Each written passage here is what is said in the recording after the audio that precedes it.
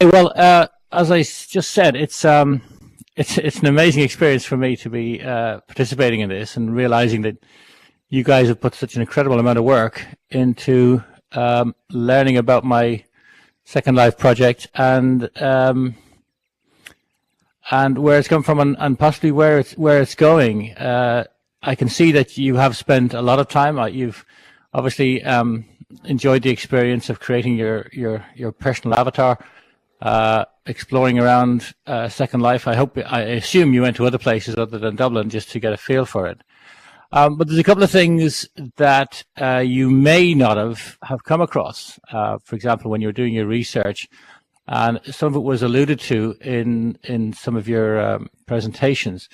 For example, I'm not sure if you're aware of the fact, but one sim, and Dublin has 3 sims, one sim can only contain about 100 avatars at a time. And that's the theoretical limit. The reality is, because of the way Second Life works, namely, it's actually a server. It's the best way to describe it. It is just a server which has a limit on the amount of objects you can have on that server. So objects are things like buildings or auditoriums or boxes or whatever. But also, of course, the objects are the things that people carry inside with them. So if you have a lot of attachments, if you have an animation override, if you have a voice thing, if you're wearing lots of what I would call complicated scripted clothes or objects, all of these things add up to the amount of objects the server is trying to manage. And so that was the first limit we found when we opened Dublin, and we had a U2 and SL concert to finish off a day of live music when we opened the sim. When we got to about 95 people in the sim, others started crashing out. And once that happens to you, once you go into a place like Second Life and you find that you can't move or you're crashing out and everything becomes difficult, of course you lose interest and you move on and try something else. So there's all kinds of limitations within Second Life, which we have had to manage inside the Dublin project. But if I want to just go back quickly, if I can, to the very beginning, I didn't come into Second Life to set up Dublin. I found Second Life, like a lot of other people, from reading a newspaper story about some lady who'd been caught having an affair in the virtual world. And I don't know whether this story was ever true, but it came up in the newspapers about every 2 or 3 years or so. And like a lot of other people, having read the story in the newspaper, I came in to find out for myself. And I explored. I just wandered around the mainland, as they call it, and met people and discovered things, and was asked to take part in a nude dancing competition by some naked female avatar. And it was the possibilities of the place that excited me. And so when I set about exploring what I could do in there, I thought, well, I travel the world in my job, and everywhere I go, I try to inevitably migrate towards an Irish pub. And you need to know, by the way, I have traveled the world, and I've only found one city in the world where I couldn't find an Irish pub. And it was the city of Boa Vista in Brazil. Just to warn you, if you're traveling that way, there's no Irish pub in Boa Vista in Brazil. So I thought, if Irish pubs as a brand are so well known and so popular around the world, maybe I should just open an Irish pub in Second Life and see what happens. And that's exactly what I did. I opened the Blarney Stone out on a piece of the mainland. I streamed in live music, music from an Irish internet radio station called liveireland.com. And I just sat and waited. And sure enough, people found it because I flagged it up as a venue. They came in, they sat and listened to music, they engaged, they chatted. It became a busy place in its own right. And then I thought, well, the next move from that is if I'm going to just have an Irish pub, I need to have control of the surroundings, because, again, on the mainland, you are subject to whatever your neighbor is doing in the adjoining piece of land. And in this case, somebody built a big nightclub with stuff that had lots of games, I suppose you could play it, were gambling in it. And all of these gambling things were shouting out across the Sims adjacent to them. So I got a private island, as they call it, and built a pub in there. And then I thought I'd build what we call appropriate surroundings. And that was where the city of Dublin came from. So none of this was was done on the basis of it being a business. It really wasn't. It was just an interest. I've always been interested in emerging technologies, and so I engaged it that way. But it was when the Fox News, in fact, it was Fox News who pitched up to do a story on Second Life, and they decided to do it in my bar. If you go looking, you may be able to find it. It's certainly up on my website, the video of that Fox News presentation. And they pitched up in an Irish bar, and they spoke to one of my staff, as I had at the time, who was a lady from New York. She was basically a stay-at-home mum, trying to rear a few kids and earn some money as she could elsewise. And she became a DJ. She had the most amazing voice, and she became a DJ. Now, she would never have become a DJ in real life. She wouldn't have known where to start to become a DJ. And in fact, it probably wouldn't interest her as a job. But in Second Life, of course, she can be somebody else. And they had actually interviewed her about her role in Second Life and what Second Life meant to her. Now, of course, that was a news story which went viral, and it was picked up then by the Irish news media, who contacted me, and then we did a piece for Irish Television News, and then the other newspapers got involved, and it just sort of grew from there in a big bloom of Second Life publicity that was going on at the time. And that's what drove a lot of the traffic my way, and that's what drove Tourism Ireland to contact me. I did a presentation at the opening of the IBM Innovation Centre in Dublin, and a lot of people were there for that, and that's where I presented them on the whole Dublin Second Life thing. And Dublin Tourism was there, or Irish Tourism were there, so they contacted me and did a project with me. Dublin Tourism did a project with me, and in all cases, even when I did some work for Guinness, the issue that they came up with, and it is something that really is a challenge to the business, is that you are limited by the number of people you can have in your sim of 100, and getting 100 means everything slows down. So the hit rates on their advertising is much, much, much lower than they'd get in a full page ad in a glossy magazine. They can sell. Somebody sells 4 million copies of a magazine. That's 4 million hits to them in a real sense of their product. And in Dublin, well, you might get 30 people a day, new people who might get engaged with the brand. So it was only when we made the brand a bit more engaging. So in other words, we allowed T-shirt. You could click on something and get a T-shirt, and they sponsored all of the tourism signs around the city and so on, that they started to get some feedback and some results from it.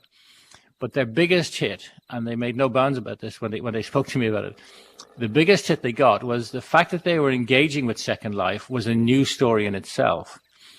And that news story was blogged by the biggest blogger in Brazil. So they suddenly, overnight, they were getting thousands of hits on their website from Brazil. And they couldn't figure out why until we discovered that this blogger had actually put up a thing about Dublin, Irish tourism and using Second Life. And that was their big hit. So it wasn't actually the number of people who were looking at their advertisements. It was the fact that it was a news story that they were engaging in this new virtual world system to get their advertising out. There's lots of other things that came up during your presentations where I thought, well, yeah, there's a reason for that. There's a reason why, for example, the Blarney Stone is the centre of life, and I have had a stadium in Dublin, and we tried using it, but you have this great big stadium, and you can only get 80 people into it with all their attachments, and so it didn't seem like something to progress with. We started football teams in there as well. Again, that was great. You have 2 football teams, 6 aside. That's 12 people. You get some visitors in, you get some people in. They bring their friends along. You get 60, 70 people watching this football game, and the whole thing slows down, and the script starts struggling, and so on and so on. The servers, Reece, just because you asked a question, the servers they have been upgraded, and they're not my servers, of course. They're Linden Lab servers, and they've got thousands and thousands of them, and they dot them all over the world, and they group them. And one of the things you may not be aware of is when you walk, for example, if you walk from Dublin 1, literally just walk up the street to Dublin 2, you'll pass from one server to another, and there's a little bit of software there which says, oh, hang on, you're coming, this object is coming our way, it's coming our way, and then they have to pass it on to the next server, so they're trying as smoothly as possible. Yes, you can buy your own server. You're allowed to do that. They'll sell you your own server at a phenomenal cost, and they link it into their system. And it's really only businesses that have done that. For example, IBM have a phenomenal number of servers of their own, of course, linked into the Second Life platform. And they use that. They, in fact, all of their staff will log into Second Life and do stuff in there. But for what I was doing, to get a return on that, to actually have my own server, I just couldn't see it. And I still can't see it, to be honest. Is it a sustainable business model? Well, being honest with you, it has, for the last number of years, it has more than covered its costs. So there's a small profit in there for me, but then I'm not doing this for profit. It's to me, it is a window on the world. It is a social place. I've made lots of friends in there that I've actually gone and met in real life. We're always looking for new and interesting things to do to keep it engaging. Every now and then there's a newspaper story out about it, and we get a flood of visitors. And I still keep my little bit of advertising going from people. What I'm trying to do now is actually go to the real city regularly and see and talk about events that are going on there that I can mirror in the virtual one. But you need to understand something. As soon as you talk to anybody about, oh yes, well, you're running this concert in real Dublin and I'd like to stream it into Second Life, they go, what? You're going to stream this music over the internet? No way, sunshine. You get all the artists who are saying, well, no, there's no way you're going to take our live music and stream it over the internet where people can just record it straight off the internet and there goes our record sales. This is a big issue for artists, and even discussions I had with the U2 management group. Well, I managed to get a quick chat with them. They looked at me with horror when I said what I was looking to do. They said, "What? Just you want all this music streamed over the internet where guys can just lift it straight off the stream?" No, that's not going to happen.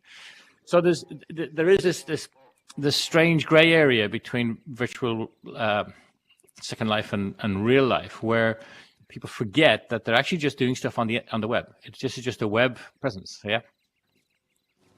And yes, you can do it with YouTube now, but the stuff that's up on YouTube, of course, is all pirated, and the record company, a lot of it is pirated. And the record companies control what they put out there, in terms of content and of quality. Because one of the things they do is they'll crank the quality down in the hope that you like it so much you'll buy the real thing. So there's all these issues. As soon as you go formal with any of these companies, they start to put restrictions on it and get nervous about it.